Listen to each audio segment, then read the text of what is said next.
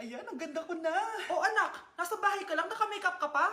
Anay, pupunta kasi yung maliligaw ko dito sa bahay natin. Siyempre, dapat maganda ako, di ba? Ah, ganun ba? Sige, mag-aayos din ako.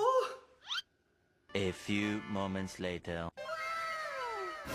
Wow, baka sa'yo pa ma-inlove yung maniligaw ko, Nay. Ano ka ba anak? Natural beauty kaya to.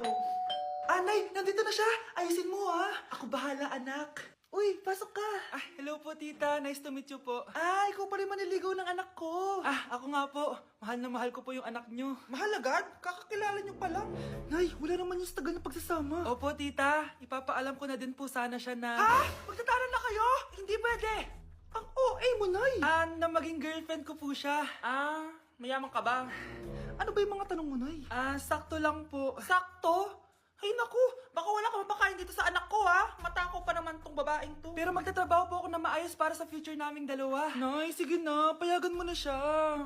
Sige, basta siguraduhin mo hindi mo papabayaan tong anak ko ha. Yes! Tay, pasok ka na! Wow, meet the parents agad. Ay, hello po, tito.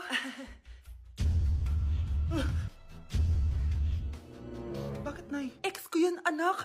Siya yung nagloko sa akin dati. Lumayas kayo dito! Nay! Scarlett! Tara na anak! Nay, ano ba kinalaman naming dalawa sa nangyari sa inyo dati? Basta, hindi kayo pwede! Pero, Nay, mahal ko siya! Ah, mahal!